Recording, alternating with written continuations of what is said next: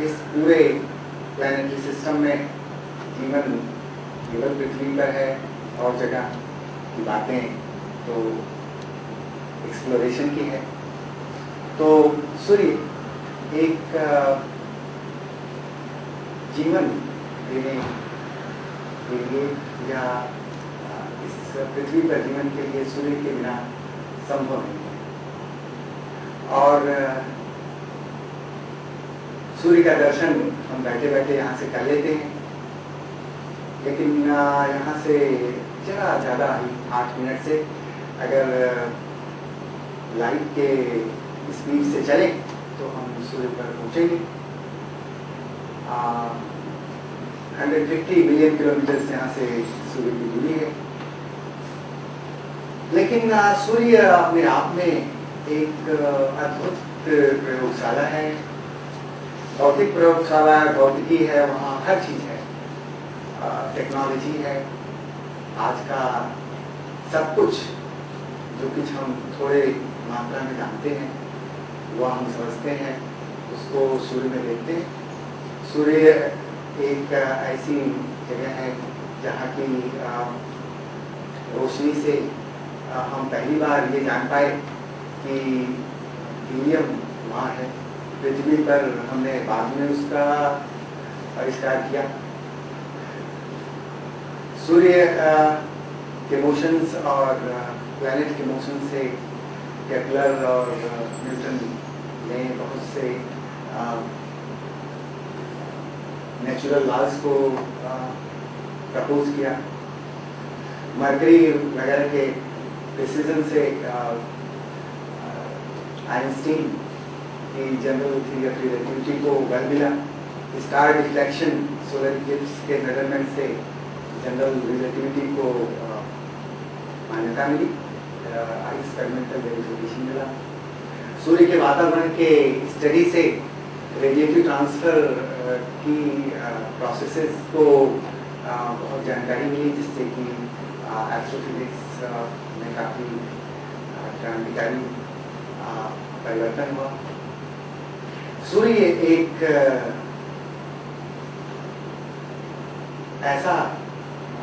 ऐसी प्रयोगशाला है जहाँ की न्यूट्रो फिजिक्स से लेके मैग्नेटोहाइड्रोडायनेमिक्स तक सभी चीज़ें की जा सकती हैं। सूर्य में कुछ चीज़ें ऐसी होती हैं जैसे हमारा कॉमन सेंस उसको इजाज़त नहीं देता और हम कहते हैं नहीं, आप तो गलत कह रहे हैं। सूर्य एक ऐसी चमक है जिसके बारे में लॉर्ड केल्विन जैसे वैज्ञानिक ने सबको मिसलीड किया, और मिसलीड एक छोटे मोटे आदमी को नहीं, बीएन द्विवेदी को नहीं, डार्विन को किया। क्योंकि डार्विन की इवोल्यूशन थियरी सूर्य की एज को hundreds of million years predict की, लेकिन लॉर्ड केल्विन और हेल्महोल्ट्ज़ जैसे वैज्ञानिक जो उस समय छाए हुए थे, तो बहुत दिनों की बात नहीं है, end of the 19th century की बात मैं कर रहा हूँ। उन्होंने ग्रेविटेशनल कॉन्ट्रैक्शन थियरी देके कहा कि भाई ये तो 10 मिलियन ईयर्स से ही चमक रहा है। डार्विन साहब इतने डर गए, जैसा कि हम लोग करते हैं बड़ों से, ये दुर्भाग्य है, ये विज्ञान को रोकता है। डार्विन ने अपने सेकेंड एडिशन में सूर्य के एज की बात ही बंद कर दी। क्योंकि हम कभी डर जाते हैं कि हमारे बहुत बड़े बुजुर्ग, बड़ी काबिल पर्सनालिटी हैं, अगर उनसे हम बहस करते रहेंगे तो हमारे भविष्य का क्या होगा। विज्ञान ये नहीं है, फिर भी ह्यूमन तो ह्यूमन है। आज आप जानते हैं, हम जानते हैं कि सूर्य लगभग 4.6 बिलियन ईयर्स से चमक रहा है और 4.6 बिलियन ईयर्स तक चमकता रहेगा। लेकिन इस प्रोसेस में फिजिक्स इन्वॉल्व है। अगर कोई उसकी सैर कराने लगा तो आप बहुत दुखी हो जाएंगे कि ये क्या बोल रहा है। इसलिए मैं बहुत ब्रीफली उन सब चीज़ों को कहता हूँ। कुछ चीज़ों को और मेरे मन में है बात करने की। क्या आपने देखा है कि बर्नर को मैंने बुझा दिया और पानी उबल रहा है? बार बार मैं चेक कर रहा हूँ पानी क्यों उबल रहा है? बर्नर तो ऑफ है, उबल रहा है, चाय बन जाएगी, लेकिन बर्नर तो ऑफ है। अगर इस तरह के कॉमन सेंस की बात करें तो आज न तो अंतरिक्ष युग होता, न तो आज हम वहां होते जहां हैं। और इसलिए आपको ताज्जुब होगा, और सभी जानते हैं कि किसी के कॉमन सेंस में ये नहीं था कि सूर्य का जो बाहरी वातावरण है वो इस तरह का होगा। उसके बारे में भी थोड़ी सी चर्चा करेंगे, थोड़ी सी इसकी चर्चा करेंगे कि इस समय क्या हो रहा है। तो ब्रीफली हम आपको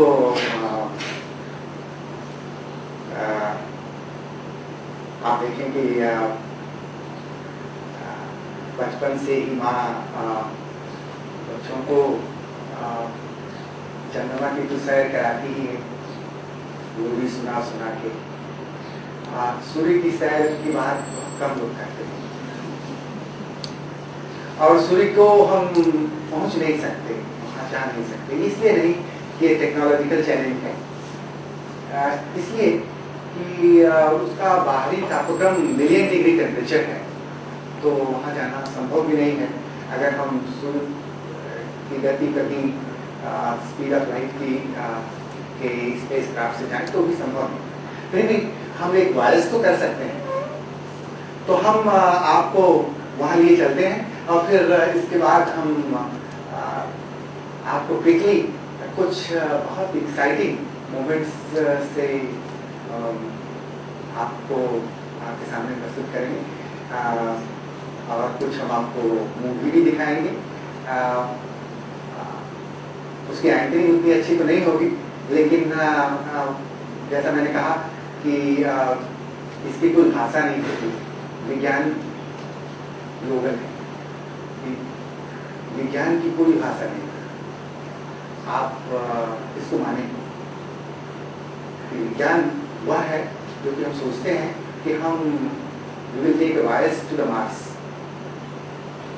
और हमें फ्यूल की कोई जरूरत नहीं होगी, क्योंकि सोलर रेडिएशन प्रेशर से अगर फुटबॉल फील्ड की के डायमेंशन का अगर हम स्पेस क्राफ्ट बना के फ्लाई कर दें तो वह सोलर रेडिएशन प्रेशर से सोलर सेलिंग करते हुए from one planet to other planet हम फैमिली के साथ जा सकते हैं। और ऐसे प्लैनेट को अगर हमने सेलेक्ट किया जहां का दिन बहुत दिनों का होता है, 48 आवर्स का नहीं, महीनों का होता है, सालों का होता है, तो जब हम लौट के आएंगे तो हम इसलिए हम होंगे और हमारे साथ के लोग जा चुके होंगे, उनके बच्चे और ग्रैंडसन होंगे। तो ये बहुत दिन की बात नहीं है, क्योंकि हम जो सैर कराने जा रहे हैं ये हमारी नॉलेज लगभग 50 साल की है। अगले 50 साल में हम कहाँ पहुंचेंगे इसकी कल्पना सिर्फ हम कल्पना के रूप में कर सकते हैं। हम लोग इस समय पृथ्वी पर हैं और अभी पृथ्वी पर ही चल रहे हैं। हमारी यात्रा सूर्य तक की है, और आप देखें कि कैसे हम पृथ्वी से ऊपर आने की कोशिश कर रहे हैं।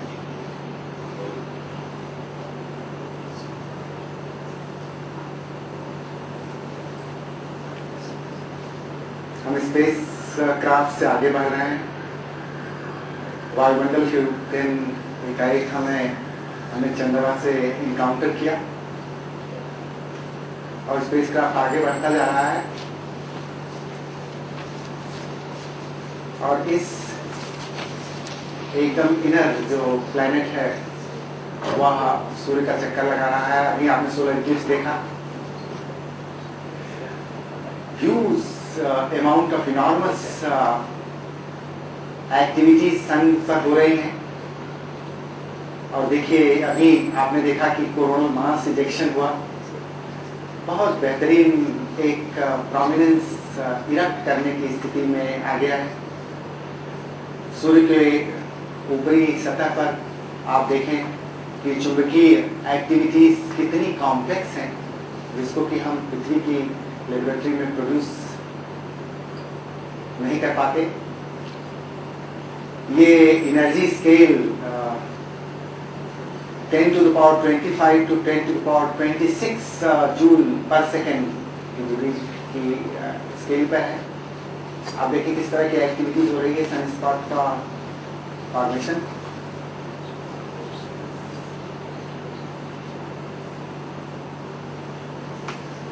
Why it is not going to second?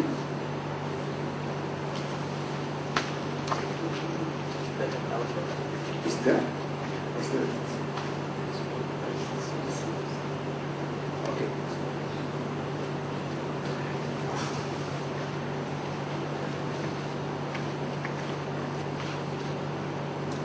Yes. Do we have pointer? Okay. No problem. You see this, मैं आपका ध्यान इस पर थोड़ा सा 1 मिनट लेके आकर्षित करेंगे, क्योंकि यह हमारे इस व्याख्यान का मुख्य बिंदु है। देखिए प्रोफेसर राय साहब माफ कीजिएगा, थोड़ा मैं फिगरेटिव ही रहूँगा कि कोर में टेम्परेचर लगभग 15 मिलियन केल्विन है, और यही ये थर्मोन्यूक्लियर बम है की तरह काम कर रहा है। और ये साबित हो गया है कि यहाँ न्यूक्लियर फ्यूजन से ही, न्यूक्लियर बर्निंग से ही एनर्जी आती है। न्यूट्रिनो ऑब्जर्वेशन ने ये कंफर्म कर दिया है कि न्यूक्लियर बर्निंग ही होती है। और यह अगर लेबोरेटरी, जो कि हम कभी भी पृथ्वी पर नहीं बना सकते, लेकिन स्मॉलर स्केल में बना लें तो पूरी एनर्जी प्रॉब्लम सॉल्व हो सकती है। तो यहाँ से बहुत हाई एनर्जी फोटॉन्स निकलते हैं, गामा रेज, एक्स रेज, ये सब निकलते हैं, और रेडिएटिव जोन से होते हुए एक कन्वेक्टिव जोन में पहुँचते हैं। यहाँ से जब टेम्परेचर 15 मिलियन केल्विन है, तो यहाँ से कम होते होते ये यहाँ पर लगभग 6000 डिग्री केल्विन, 6000 डिग्री केल्विन हो जाता है। यह एक्सपेक्टेड है, क्योंकि 15 मिलियन केल्विन से 6000 मिलियन केल्विन, हायर टेम्परेचर से लोअर टेम्परेचर, इसमें समझने में कोई बड़ी बात नहीं है। लेकिन यह साबित होने में साइंटिफिकली कि यहाँ न्यूक्लियर फ्यूजन होता है, ये ऑलमोस्ट 100 साल की कहानी है, और बहुत ही इंटरेस्टिंग कहानी है। उसको हम रिपीट करके, और उसको हम कभी किसी और समय इस पर बात करेंगे। लेकिन हम इतना ही कहना चाहते हैं कि यहाँ का जो फोटॉन निकलता है, ये सरफेस पर पहुँचने में आपको ताज्जुब होगा कि मिलियन ईयर्स लगा देता है। Around 10 million years, 1 to 10 million years ये यहाँ से यहाँ तक पहुँचने में लगा देता है। और यहाँ पर पहुँचते पहुँचते वह एकदम थर्मलाइज हो जाता है, और जो हम सूर्य को देखते हैं ये बाहरी सरफेस देखते हैं। बाहरी सरफेस 6000 मिलियन केल्विन है। यह सब बात तो समझ में आती है, लेकिन इसके बाद टेम्परेचर का क्या होता है, यह एक बहुत बड़ा मिस्ट्री है। और यह है कि जब यहाँ से हम आगे बढ़ते हैं तो ये टेम्परेचर फिर बढ़ने लगता है।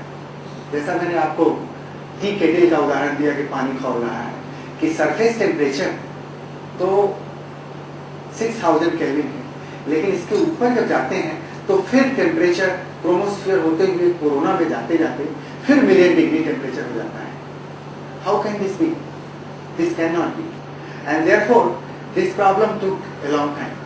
1945 में एक स्वीडिश वैज्ञानिक था जिसका नाम था इडलेन, और इडलेन ने यह देखा कि ये जो ऑब्जर्वेशंस हैं सोलर इक्लिप्स के दौरान, ये ऑब्जर्वेशंस किसी तरह से एक्सप्लेन नहीं हो रहे हैं, और इन लोगों ने कोरोनियम नाम दिया था कि कोरोनियम आयन से ये ऑब्जर्वेशंस एक्सप्लेन हो रहे हैं। लेकिन एक थ्योरेटिकल इन्वेस्टिगेशन करके, एटॉमिक लेवल का कैलकुलेशन करके, आयरन 9 times आयनाइज्ड और आयरन 13 times आयनाइज्ड की एनालिसिस करके उन्होंने पाया कि ये तो इन्हीं लाइंस से निकलती है, लेकिन अगर ये लाइंस से निकलती है तो यह जो वातावरण है यह ऐसा वातावरण होना चाहिए जो कि आयरन को 13 टाइम्स आयनाइज कर सके या आयरन को 9 टाइम्स आयनाइज कर सके। और तब ये लगा कि साहब ये तो वातावरण कम से कम मिलियन डिग्री टेम्परेचर होना चाहिए। अगर मिलियन डिग्री टेम्परेचर है तो यह तो दूर रहा कि ये कैसे मिलियन डिग्री टेम्परेचर है।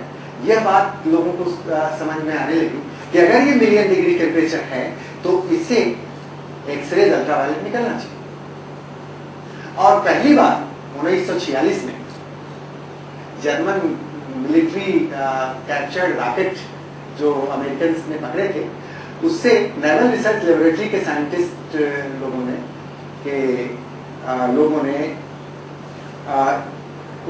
उसको एक्सपेरिमेंट को स्पेस में भेजा और 1946 में पहली बार अल्ट्रावायलेट रेडिएशन सूर्य से उसका ऑब्जर्वेशन लिया गया। और 1949 में पहली बार पिन होल कैमरा से इस वातावरण का एक्सरे फोटोग्राफ किया गया। तो मैं ये कहना चाहता हूँ कि 1950 तक यह पता चला कि साहब सूर्य से वही किरणें नहीं निकलती जिससे हमारा जीवन प्रकाशित होता है, उनसे तो भाई एक्सरेज भी निकलती हैं, अल्ट्रावायलेट भी निकलती हैं, गामा रेज भी निकलती हैं, रेडियो वेव्स भी निकलती हैं। तो सूर्य तो एकदम इंटायर इलेक्ट्रोमैग्नेटिक स्पेक्ट्रम का खजाना है। इतना बड़ा लेबोरेटरी है, लेकिन जब एक्सरेज निकलती हैं, अल्ट्रावायलेट निकलती हैं और वो पृथ्वी पर आ जाएंगे तो जीवन संभव नहीं होगा। तो प्रकृति ने चीजों को ऐसे बनाया है। लोगों ने फिर खोज किया कि भाई जो ऊपर का वातावरण है इन्हीं पेनिट्रेटिंग रेडिएशन से आयनाइज होता है और उसी को हम आयनोस्फीयर कहते हैं। पहले टाइम के जो कम्युनिकेशन, जब सैटेलाइट कम्युनिकेशन नहीं था तो जो रेडियो कम्युनिकेशन लोग करते थे तो सिग्नल भेजा और आयनोस्फीयर से, और बहुत बड़े बड़े इस देश में भी एसके मित्रा जैसे बड़े बड़े वैज्ञानिक हुए जिन्होंने आयनोस्फीयर रिसर्च पर बहुत बड़ा बड़ा काम किया और उससे। लेकिन जो प्रेजेंट है इस समय साइंटिफिक अवेयरनेस का है कि फिर ये एक्सरे जो एब्जॉर्ब नहीं हुई वो क्या होगा। तो प्रकृति ने ओजोन लेयर बनाया है, तो वो छाता की तरह काम करता है और छाता जैसा पुराना छाता हो जाता है। मुंबई में आप देखते होंगे यहाँ पानी बहुत बरसता है, जरा सा भी अगर पुराना हो गया तो टिप टिप चुने लगता है। तो इस तरह की अब ओजोन लेयर की प्रॉब्लम चीजें होने लगती है। तो ये मैं एक खाका आपको प्रस्तुत किया कि कितनी घटनाएं होती हैं। सन स्पॉट न्यूटन के जमाने से ऑब्जर्व किया जा रहा है, लेकिन बहुत सी चीजें ऐसी हैं जिसको कि हम अभी तक समझ नहीं पाए। मैंने यही आपको इस स्लाइड में दर्शाने की कोशिश किया है कि कैसे कोर में फ्यूजन हो रहा है, कैसे ये फ्यूजन रिएक्शन हो रहा है।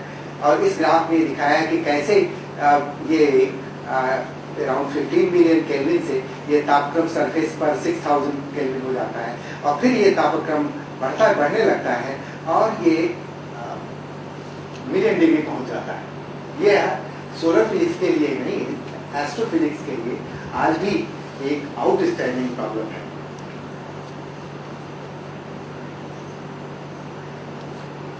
तो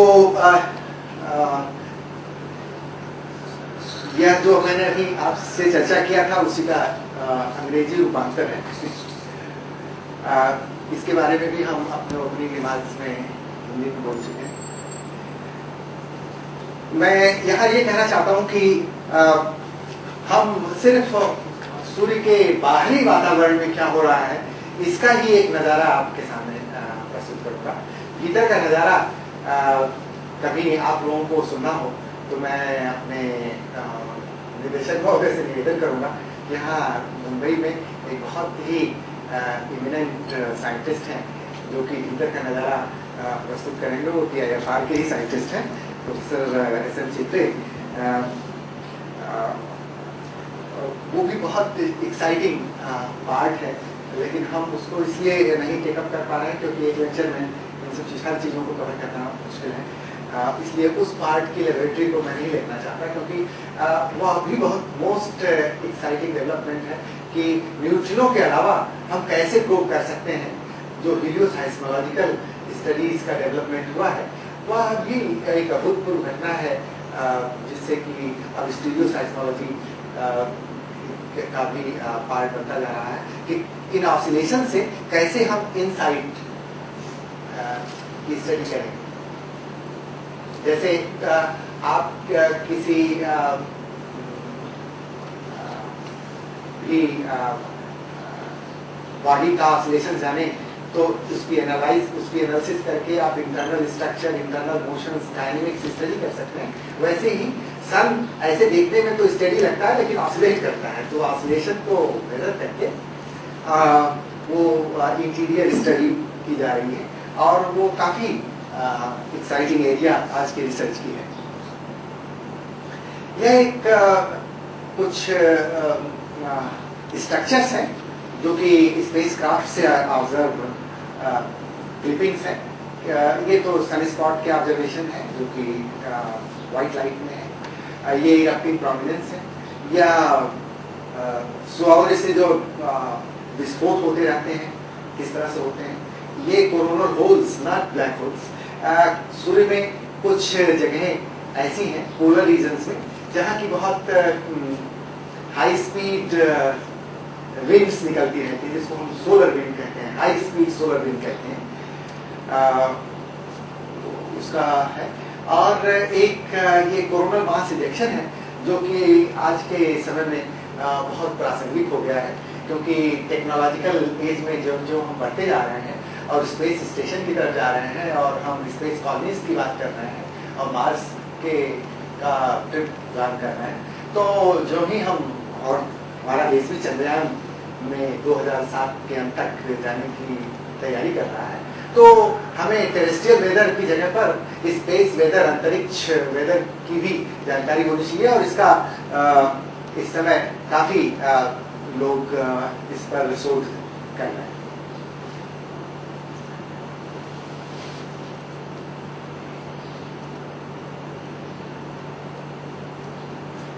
हम एक हाफ मिनट में ये कहना चाहेंगे कि आज भी सूर्य के वातावरण में कुछ ऐसी चैलेंजेस हैं जिसको कि हम नहीं समझ पाए हैं।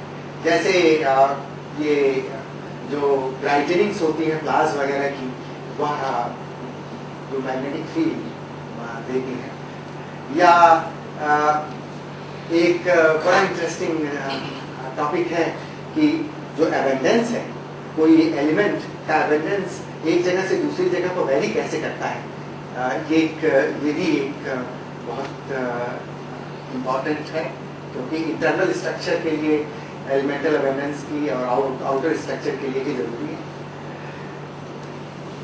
यह भी समझने में हम लोगों को बहुत ही लॉन्ग ट्रिप करनी होगी कि magnetic field configurations, different complexes कैसे बनते हैं, और ये सब जो डायनेमिक इवेंट है जिससे कि terrestrial magnetosphere, geomagnetic storm, cosmic रे मॉड्यूलेशन और हीलियो पाल्स का स्ट्रक्चर भी बहुत इम्पोर्टेंट एरिया है। यह सूर्य का कोरोना इतना हाई टेम्परेचर क्यों रखता है, ये भी अभी तक शोध का बहुत मुख्य बिंदु है। सोलर विंड क्यों नेचर कंपेल्ड है इस तरह से सोलर विंड प्रोड्यूस करने के लिए, और इसके क्या मैकेनिज्म है और ये कहाँ से निकलते हैं।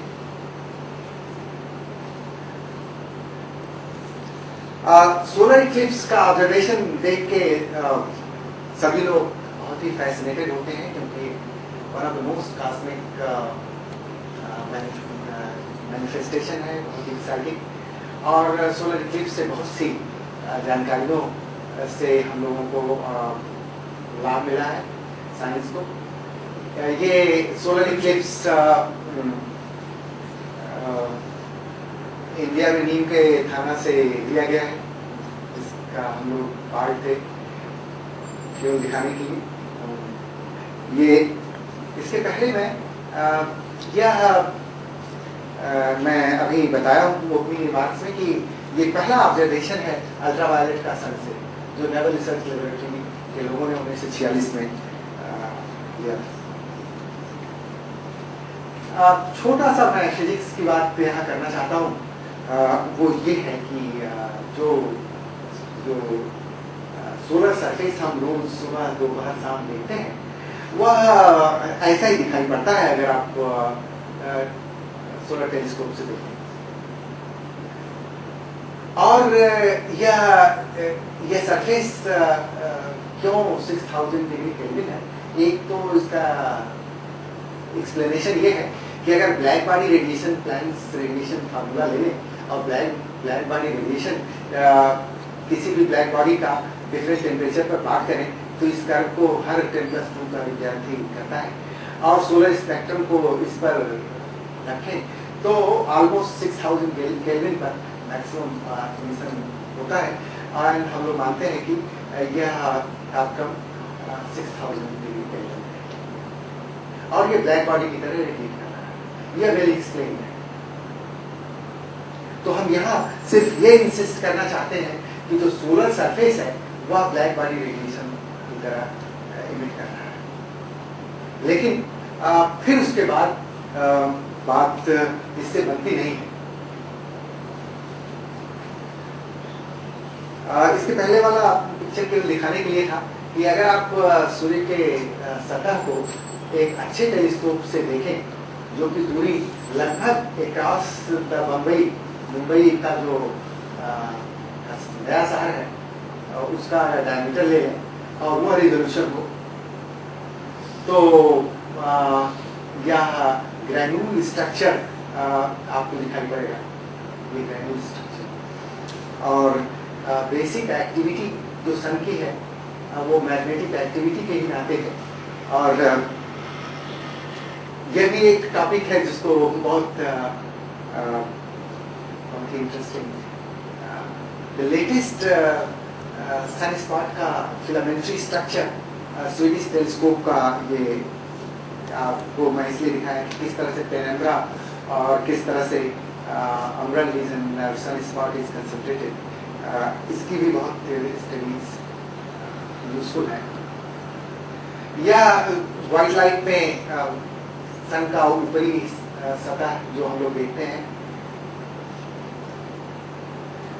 या एच अल्फा 6365 ऑन्स्टन का फोटोग्राफ है जो कि हमारे देश में बहुत दिनों से 200 साल से कोडाईकनाल सोलर ऑब्जर्वेटरी में आया रिकॉर्ड किया जाता है और रिसेंटली 30-40 वर्षों से उदयपुर में और नैनीताल में और कुछ और जगहों पे लगातार इसकी स्टडीज की जाती है। यह बहुत पुराना 1946 का बिग बेयर से हाई एल्टीट्यूड के आर्काइव से लिया है मैंने। ये बिग बेयर ऑब्जर्वेटरी से ऑब्जर्व ये huge prominence giant prominence ground based observation से लिया गया है और इसका रोल आजकल स्पेस ऑब्जर्वेशंस में काफी है। तो जैसा मैंने शुरू में आपसे कहा कि यह पिगलिन के थ्योरेटिकल कैलकुलेशंस और फिर एनआरएल के ऑब्जर्वेशन से पहली बार लोगों को ये लगा कि अब तो हमें पृथ्वी पर रह के और हम सब चीज़ नहीं देख सकते, हमें ऊपर जाना चाहिए। हम वायुमंडल के ऊपर जाएं और देखें कि प्रकृति का नज़ारा ऊपर से कैसे लगता है। तो ये रॉकेट से 40s में लेट 40s में फिर 50s में वो चलता रहा। फिर सूर्य के ऑब्जर्वेशन ऑर्बिटिंग सोलर ऑब्जर्वेटरी और रशियन स्पेसक्राफ्ट से एंड वेल नोन बेंचमार्क आया स्काई लेविया से जिसमें कि सोलर ऑब्जर्वेशन 6 रेंज अल्ट्रावायलेट में लिए गए। फिर सोलर मैक्सिमम मिशन और छोटे छोटे rocket experiment and then a good satellite, very big satellite, X-ray satellite, Yoho, Japanese satellite. लेकिन एक big event took place in mid of 1990s, exactly 2 दिसंबर 1995 को, जबकि ईसा और नासा का $3 बिलियन प्रोजेक्ट जिसमें 12 एक्सपेरिमेंट रखे गए, वह स्पेस में भेजा गया और उसको इस तरह स्थापित किया गया जहाँ की सूर्य का गुरुत्वाकर्षण और पृथ्वी का गुरुत्वाकर्षण बराबर हो जाता है। तो ऐसे पॉइंट को हम लाग्रांजियन पॉइंट कहते हैं और वह यहाँ से 1.5 मिलियन किलोमीटर की दूरी में है। तो वो अपनी कक्षा में स्थापित किया गया और सूर्य को हर लगभग करीब विजिबल और अल्ट्रावायलेट और पार्टिकल को ऑब्जर्व करने के लिए सभी तरह के 12 एक्सपेरिमेंट्स रखे गए और उसका पर्पज ये था कि हम अगर हर तरह से सूर्य को ऑब्जर्व करते हैं तो क्या हम सूर्य को समझ सकते हैं।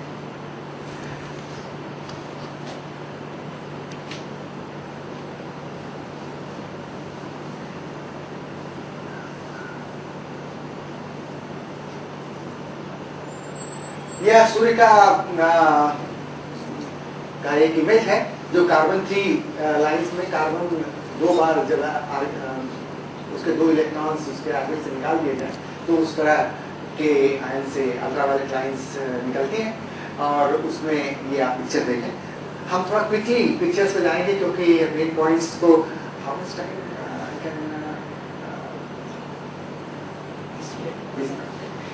तो हम क्विकली पिक्चर्स पे जाएंगे। केवल एक आप देखें कि कितना फैसिनेशन है सन में। यह न्यूट्रल हीलियम में 584 आंगस्टन की लाइन में यह पिक्चर है जिसमें आप देख सकते हैं कि जो फोटोस्फीयर से जस्ट ऊपर कितना ह्यूज अमाउंट ऑफ स्ट्रक्चर है इसमें।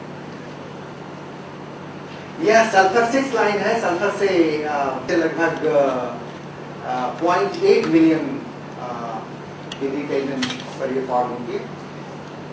यह देखिए मिलियन डिग्री कोरोना है जो आउटर एटमॉस्फेयर की हम बात कर रहे थे। आप देखें कि किस तरह से ये लूप स्ट्रक्चर्स हैं, किस तरह से एक्टिव रीजन्स हैं और किस तरह से ये डायनामिक स्ट्रक्चर शो करता है।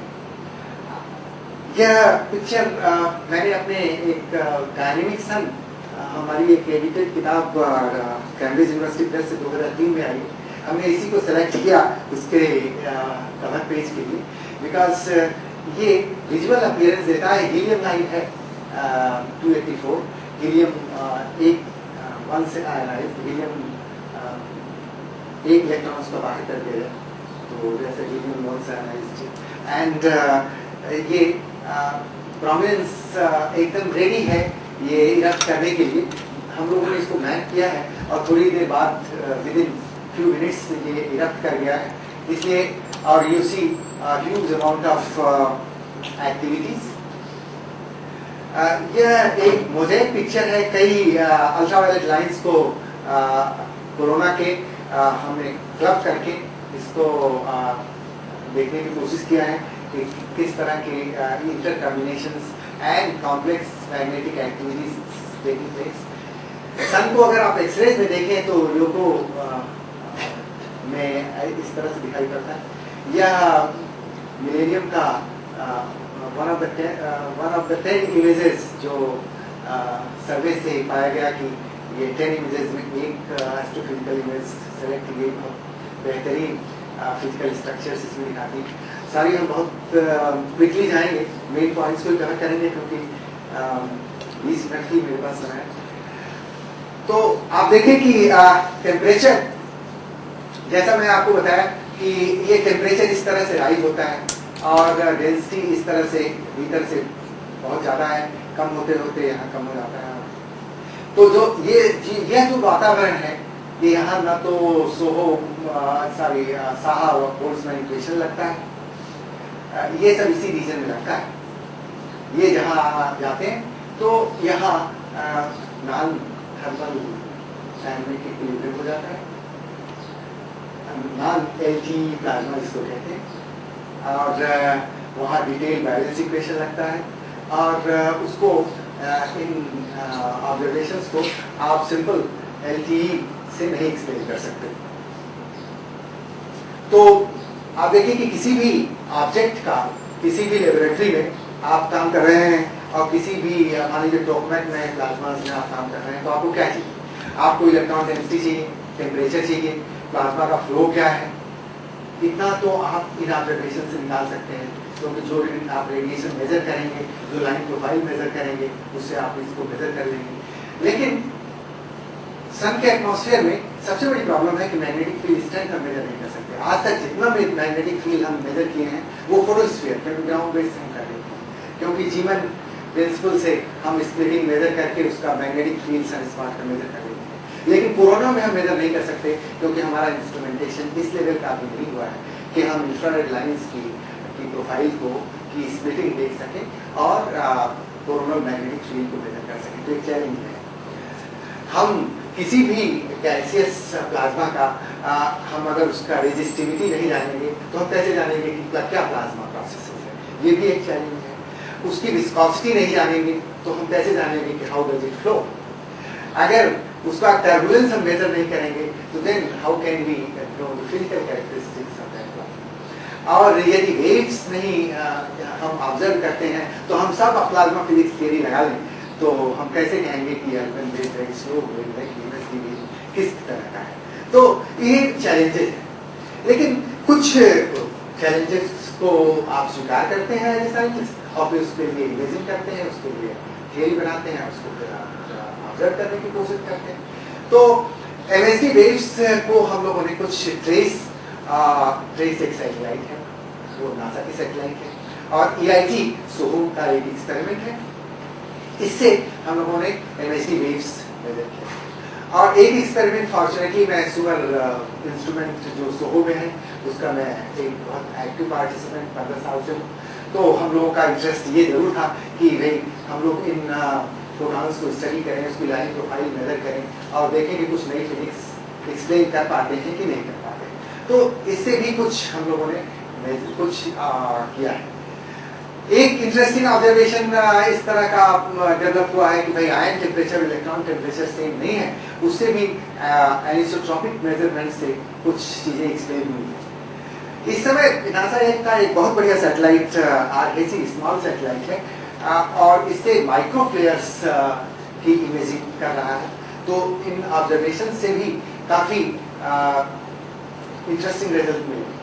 ये ऑब्जर्वेशन मैं सिर्फ इसलिए दिखाया कि अगर इस तरह का आप पिक्चर देखें तो आपको ये कहने की जरूरत नहीं पड़ेगी कि मैग्नेटिक फील्ड सन में है कि नहीं है, क्योंकि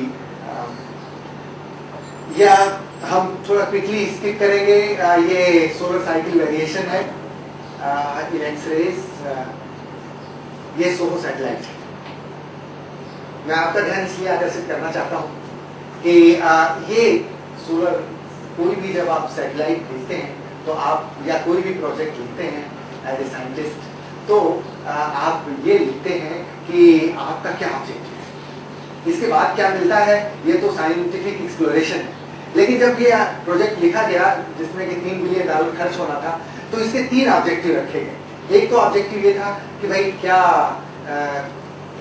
सन के भीतर के बारे में हम कुछ जान पाएंगे। दूसरा ये ऑब्जेक्टिव था कि भाई ये सन का बाहरी तापक्रम इतना ज्यादा क्यों है, क्या इसका हम एक आंसर निकाल पाएंगे कि क्यों ऐसा होता है। और तीसरा ऑब्जेक्टिव ये कि क्या ये जो सौर हवाएं हैं इनको लोकेट कर पाएंगे कि इनका ओरिजिन क्या है, ये कैसे एक्सेलरेट होते हैं। यही 3 ऑब्जेक्टिव है और हम इसको कंक्लूड करना चाहेंगे इस काम को टुवर्ड्स द एंड कि क्या हम कहां तक पहुंचे। ये स्पेक्ट्रम तो एक्सप्लेन करने की जरूरत नहीं है। तो आप देखें कि अगर लेस पार्टिकल है तो ये सेंटर लाइन होगी, ज्यादा पार्टिकल है तो स्ट्रॉन्ग लाइन होगी, कोई भी फोटॉन। अगर रैंडम मोशन स्लोअर है तो नैरोअर विड्थ होगी, अगर रैंडम मोशन वाइडर है वो सॉरी फास्टर है तो ये वाइडर विड्थ होगी। यदि बहुत एस्ट्रोफिजिक्स के लोग, नॉट ओनली एस्ट्रोफिजिक्स के लोग, हम लोग खड़े हैं और एक कोई व्हीकल आ रही है, पुलिस कार आ रही है या कोई इमरजेंसी कार आ रही है, सायरन के साथ, तो हम इमीडिएटली जान जाते हैं हमारी तरफ आ रही है, हमारे से दूर जा रही है। ये तो साउंड वेव में डॉपलर इफेक्ट हम जानते हैं। तो इससे भी कि अगर रेड शिफ्ट है तो हम जान सकते हैं कि सोर्स हमारे हमसे बाहर जा रहा है, कि अगर ब्लू शिफ्ट है तो क्या सोर्स हमारी तरफ आ रहा है। तो आप देखें कि जब हम इन फोटॉन्स की स्टडी करते हैं और डिस्क्रीट लाइंस ऑब्जर्व करते हैं तो हम उसको थर्मामीटर की तरह इस्तेमाल करते हैं और उसको डेंसिटी मीटर की तरह इस्तेमाल करते हैं, उसके फिजिकल स्टेट को जानने की कोशिश करते हैं, क्योंकि ये सब चीज़ें इसलिए ज़रूरी हैं कि अगर हम ये फिजिकल पैरामीटर्स नहीं जानेंगे तो कोई भी प्रोसेस जो प्रपोज किया जा रहा है उसको हम कैसे स्टडी करें। तो हम लोगों ने ह्यूज अमाउंट ऑफ लाइंस को ऑब्जर्व किया है। ऑलमोस्ट हम लोगों ने 1100 डिस्टिंक्ट लाइंस जो कि प्रोजेक्ट डायरेक्टली मैं सौभाग्य कहूँगा कि इसका साइंस पार्ट पूरा मैंने प्लान किया है। तो मुझे खुशी है कि जितनी भी प्लानिंग हुई थी सभी के अनुसार लाइंस ऑब्जर्व हुई, कुछ नई लाइंस भी हम लोगों ने ऑब्जर्व किया और बहुत अच्छे अच्छे रिसर्च आए। और थियरी पार्ट को थोड़ा रिवायत करेंगे टाइम की कमी का, लेकिन पहला पार्ट हम लेना चाहते हैं अदर वे राउंड कि ये सोलर विंड कहाँ से निकलती है। ये सोलर विंड पोलर रीजन से हाई स्पीड सोलर विंड निकलती है और ये स्काईलैब के इरा से ही पता था। फिर यूलिसीज ने भी इसको कंफर्म किया, लेकिन कभी भी साइंटिस्ट संतुष्ट नहीं होता। जैसे ह्यूमन कभी नहीं संतुष्ट होता, उसको आगे बढ़ना है, आगे बढ़ते चल रहा है, उसी तरह से साइंटिफिक क्यूरियोसिटी कभी भी कम नहीं कि यहाँ से निकल रहा है, लेकिन कहाँ से निकल रहा है लोकेट करो, एग्जैक्ट लोकेशन। जैसे डायग्नोस्टिक्स, दर्द हो रहा है, एग्जैक्टली कहाँ दर्द हो रहा है डॉक्टर पूछता है। इस तरह से सर ने ये तो सबको पता है स्काईलैब इरा से, यूलिसीज ने 90s में कंफर्म कर दिया कि साहब ये एकदम ये पोलर कोरोनल होल रीजन से ही हाई स्पीड सोलर विंड निकलती है। और आप देखें ये इस स्पीड की इस फ्लूइड स्ट्रीम की स्पीड है 800, अराउंड 800 स्टेडी है 800 किलोमीटर पर सेकेंड, और जो स्लो स्पीड आती है अराउंड 350 to 400 किलोमीटर पर सेकेंड है, जो कि इन सब रीजन से आती है। तो ये कहाँ से निकलती है, ये क्वेश्चन। तो मैं इसलिए इसको आपके लिए मैं कहना चाहा कि आपके सामने में प्रस्तुत करूं कि देखें आप कि फोटॉन्स की स्टडी से आप कैसे पता कर सकते हैं। तो ये नियान 8 लाइंस को ऑब्जर्व किया गया, तो ये पाया गया कि ये नियान 8 आयंस है। तो ये जो इसके नियान 8 की लाइन सीमित हो रही है वो ऑब्जर्व की गई कि वो ब्लू शिफ्टेड है। तो ब्लू शिफ्टेड का मतलब क्या कि plasma is coming out of it. तो फर्स्ट सिग्नेचर मिला कि nevertheless flow is coming from this region. So this paper has been published in 1999 Science. So the same picture. लेकिन अभी इस ग्रुप ने जब हम यूनिवर्सिटी में टीचिंग करते रहते हैं, समर वैकेशन में ही हम इस पर काम करते हैं मैथ्स क्लाइंट में, तो मुझे अभी ताज्जुब हुआ कि इन लोगों ने इसको आगे बढ़ाया और रेडिएशन मैपिंग के जगह पर और एक्स्ट्रापोलेटेड मैग्नेटिक फील्ड लेके ये जर्मन और चाइनीज ग्रुप ने ये लोकेट किया कि अच्छा भाई ये तो पता है कि सोलर विंड यहाँ से इमिट कर रही है, लेकिन कहाँ से इमिट कर रही है एग्जैक्टली हाइट बताओ। तो उन लोगों ने ये मैपिंग करके ये दिखाया कि साहब ये लगभग 20 मेगामीटर एबव द सोलर फोटोस्फीयर ये पार्टिकल्स एक्सेलरेट, और उन्होंने ओरिजिन भी और एक्सेलरेशन मैकेनिज्म में भी दिखाया। और हम लोग अभी रिसेंटली एक पेपर सबमिट किए हैं और हम लोगों ने एक थियोरेटिकल मॉडल दिया है कि ये अर्बन वेव का डिसिपेशन विस्कोसिटी और मैग्नेटिक डिफ्यूजिविटी से एग्जैक्टली 20 मेगामीटर पर हमारे रिसर्च स्टूडेंट ने ये काम किया है कि यहाँ से नेवरदलेस। तो it is combination of observation तो बड़ा मजा आता है कि ये क्या है। But this is very challenging problem because इसका बहुत रिपरकशन है। Solar wind modulation with CMEs का बहुत रिपरकशन है स्पेस वेदर में और ऑल स्पेस साइंसेज में, मैग्नेटिक फिजिक्स। तो previous one was to show you कि इन लोगों ने और कुछ काम किया है बहुत इंटरेस्टिंग, लेकिन I think I have to go through quickly. एक चीज और है, देखिए जनरल पब्लिक बहुत इंटरेस्ट लेती है कि भाई वो सौर विस्फोट क्यों हुआ, उससे क्या हुआ, ये सैटेलाइट तो नहीं खराब होगा, पाइपलाइन तो नहीं डिस्टर्ब होगी, कम्युनिकेशन तो नहीं डिस्टर्ब होगा। आपको मैं बताऊं कि कभी कभी छोटे एक्सपेरिमेंट से भी बहुत अच्छे काम होते हैं। 1859 में एक ब्रिटिश साइंटिस्ट था, ऑब्जर्वर, जो डेली सन स्पॉट को ऑब्जर्व करता था, कैरिंगटन। तो 1859 में वो ऐसे ही सन स्पॉट ऑब्जर्व करते करते उसने देखा कि अरे इस सन स्पॉट में एक छोटा सा तारा है। उसको विश्वास नहीं हुआ कि सन स्पॉट में कहां से तारा आ जाएगा और वो चमक रहा है। वो तुरंत दौड़ के अपने आप जैसे मैं दौड़ के आपके पास आऊंगा, अरे चलिए चलिए जरा देखिए। बाय द टाइम ही केम वो तारा चला गया। एनीवे रॉयल सोसाइटी में रिप्रेजेंट किया गया और मैं समझता हूँ sir, perhaps you may correct me if I'm wrong, perhaps this is the birth of high energy astrophysics, beginning of high energy astrophysics, first solar flare observation by Carrington। तो आप देखें कि 1859 में ये earth from ground based observatory ये observe हुआ ये और आज का स्टेटस क्या है। देखिए ये लोको सैटेलाइट का है और ये भी SNO के ऑब्जर्वेशंस हैं और इन लोगों ने ये मॉडल करके दिखा दिया है कि किस तरह से सोलर फ्लेयर्स बन बिगड़ रहे हैं। और ये एक सोलर फ्लेयर का नज़ारा है। यह जो कई मिनट तक सोलर फ्लेयर सेकंड से लेके मिनट्स तक, कई मिनट्स तक चलते हैं, यह पोस्ट फ्लेयर लूप्स के रूप में दिखाई पड़ते हैं। एक हाफ मिनट में मैं बताऊं कि पूरी थियरी तो क्लियरली स्पष्ट नहीं हुई है, वो चलता रहेगा, लेकिन बेसिकली एनर्जी वो स्टोर होती है मैग्नेटिक फील्ड में। बेसिकली मैग्नेटिक फील्ड से ही सन में एक्टिविटी और वो स्ट्रेस स्ट्रेन होता है and for some magnetism some instability takes place और वो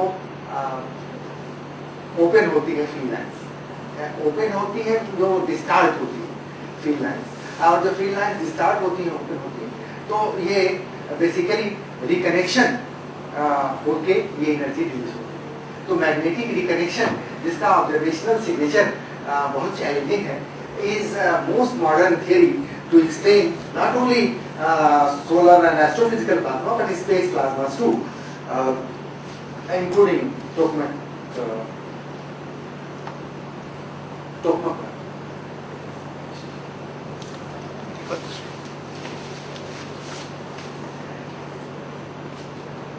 जरा ये मूवी देखिए, ये बिना बोले आपको ज्यादा अच्छी लगेगी क्योंकि ये सन की एक्टिविटी है आउटर एटमॉस्फेयर की। यह अल्ट्रावायलेट लाइंस में सन फ्लेयर कर रहा है। कई फ्लेयर मैंने एक साथ लिया है सो दैट आप ये देखें कि hundreds of megatons of hydrogen bombs ये इमिट हो रहे हैं। बहुत ह्यूज अमाउंट ऑफ एनर्जी निकलती है और अभी तक साइंस इस नतीजे पर नहीं पहुंचा है कि आखिर ये फ्लेयर कैसे प्रेडिक्ट हो, ये फ्लेयर कब होगा। हो जाएगा तो उसको एक्सप्लेन करेंगे, लेकिन अदरवाइज मुश्किल है। उसका सोशल एनालॉग हम लोग जानते हैं। ये सिर्फ अब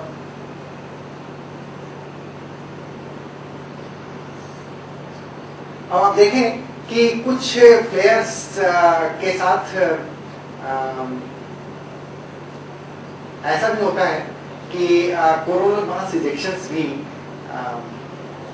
होते हैं।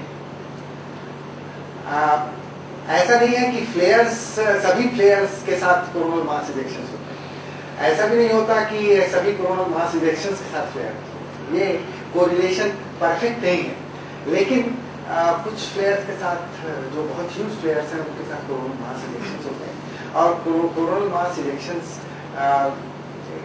से बहुत huge amount of material eject होता है, और उसको पृथ्वी पर आने में few hours to few days लग जाते हैं। और ये माना जाता है कि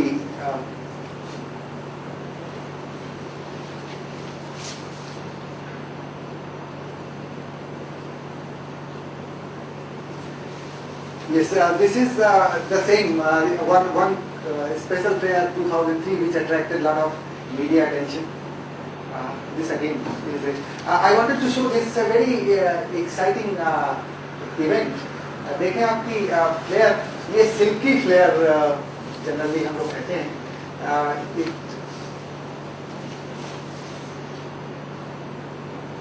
देखें आप इसका स्ट्रक्चर,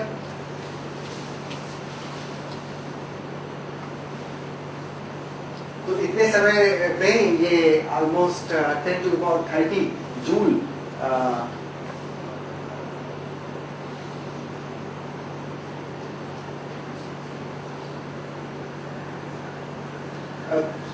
ये सिर्फ ये दिखाने के लिए मैंने दिखाया कि ये अर्थ साइज ये है जिस पर हम रहते हैं, और देखिए सोलर इरप्शंस का साइज ये है। So you can imagine the huge amount. This is kind of CME, again CME, CME. तो आज के डेवलपमेंट में ये है कि इन CMEs की स्टडी जैसे हम कैसे कर पा रहे हैं। जैसे हम एक आंख से देखते हैं तो डेप्थ का हमें इंफॉर्मेशन नहीं, तो हम ये नहीं 3 डायमेंशनल व्यू, तो अभी तक हम